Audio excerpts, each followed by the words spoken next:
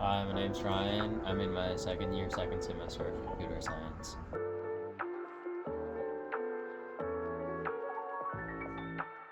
Well, originally I was gonna go into healthcare, but at the last second I locked in. I was like, do I really want to go into healthcare? Not really, not with the stress. So I experimented a bunch, did a bunch of things, and then I like programming, so I was like, computer science, cool. It's gonna land me a six-figure job when I graduate. At the time, it's not now, but that's why I chose it. Money.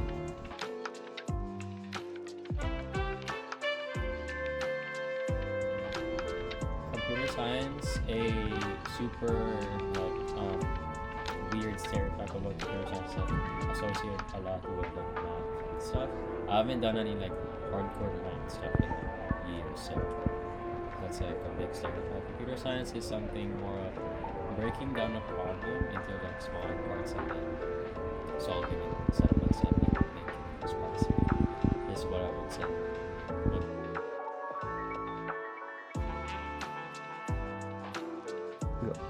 Before starting CS, I low-key wish I started coding when I was 2 years old, because I feel like that would give me like a head start, but oh dear.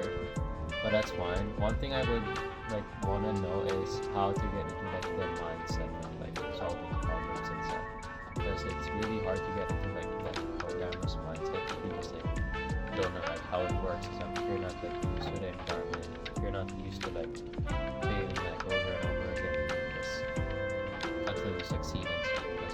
That's what I would want to know, like the mindset.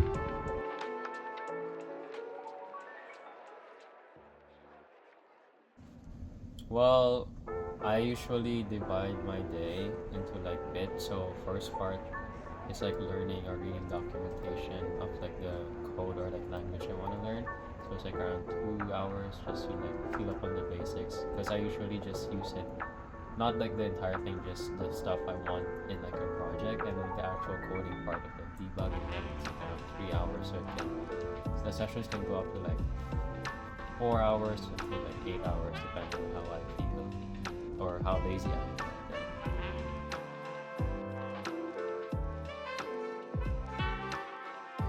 My favorite computer science was probably a class of computer 140 in computer science, because I really like that class. But the class expects me to have like beginner Python knowledge beforehand, so a lot of people found it a bit tough. I had a really good experience, so I enjoyed that class.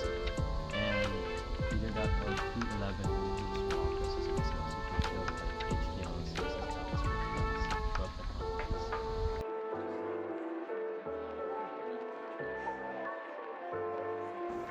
Hardest course, data structures 231, because of 3 words: data structures and algorithms.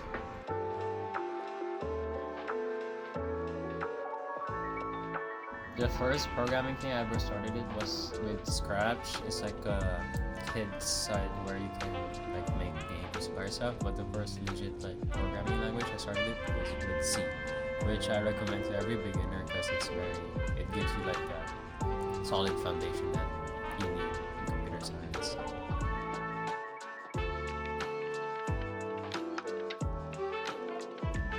The language I love the most is Python, because it's like the least verbose language of all languages that I know, and it's just I feel like there's so much stuff you can do with Python. It's not the fastest language, but I like building like personal projects, so it's the best fit for me compared to like stuff.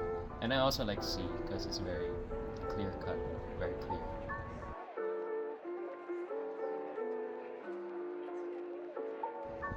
I prefer both front end and back end equally, because I like how they interact and stuff, because I feel like one without the other doesn't really work that well.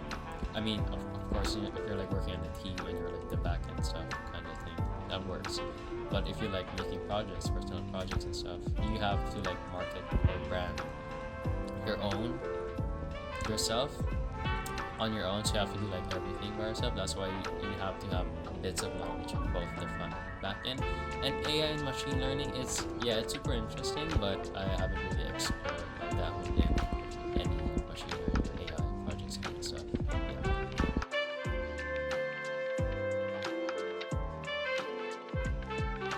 Yeah. So I built kind of like a full stack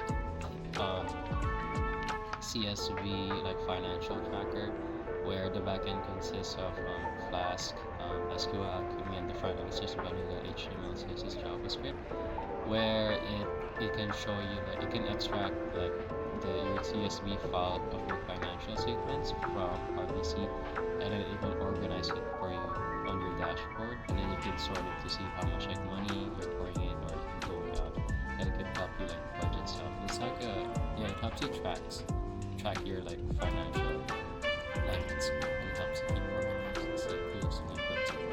I have stuff I'm working on though, so more in the future.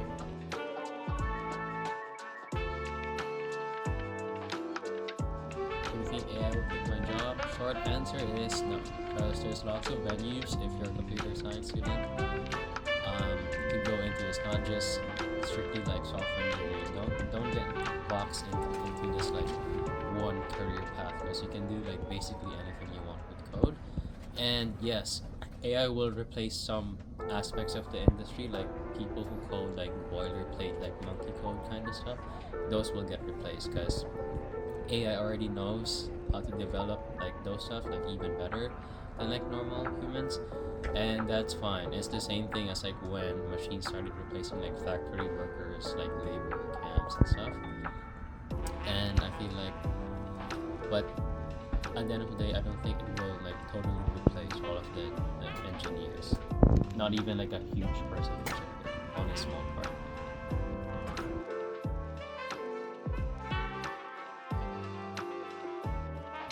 I feel like definitely coding is 100% harder than explaining code, because if you don't know how to explain your code, then like would you really even like code it yourself if you can't like explain the logic behind it?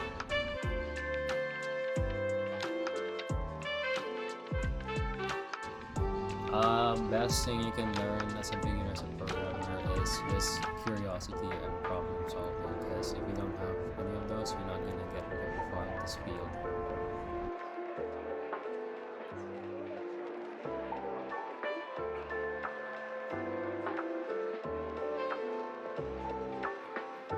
Python.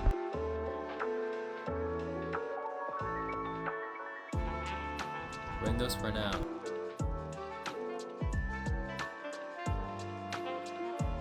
Dark mode.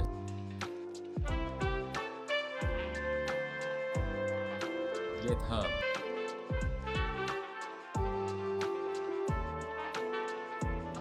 Excited.